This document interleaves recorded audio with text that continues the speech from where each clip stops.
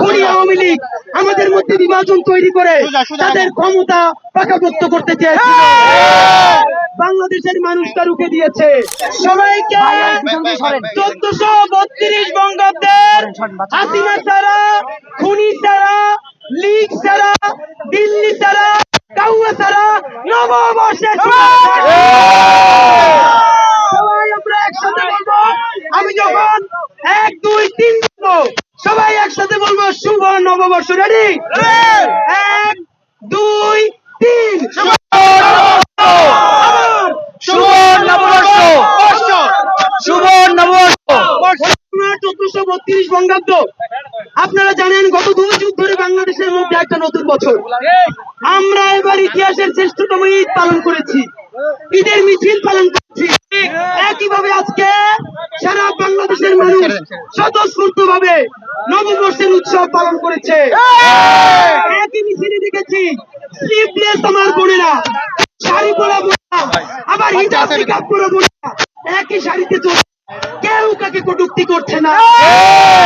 আপনাদেরকে বলতে চাই, পৃথিবীর বাংলাদেশ হলো সব থেকে সাম্প্রদায়িক সম্প্রীতির একটি উদাহরণ।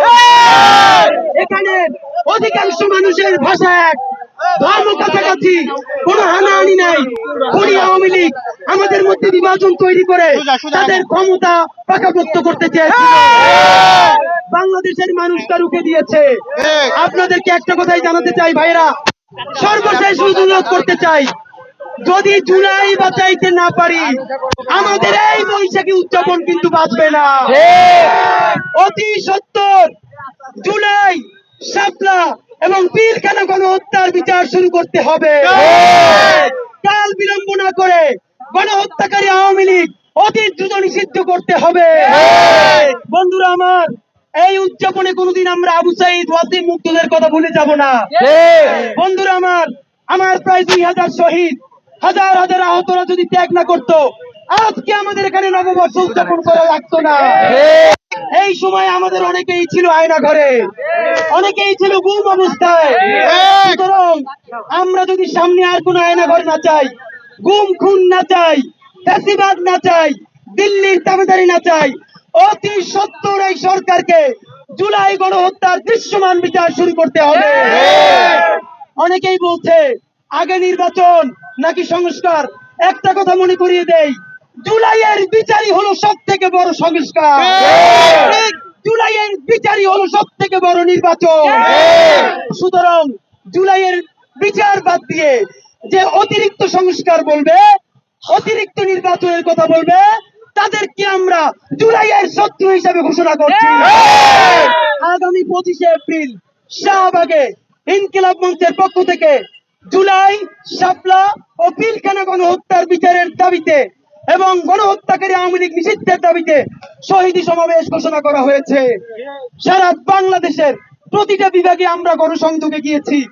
আপনাদের মাধ্যমে জানাতে চাই, নববর্ষে ওয়াদা করি আগামী বছর আগেই যেন প্রত্যেকটা গণহত্যাকারীকে আমরা বিচারের কাঠগড়ায় দেখতে পাই।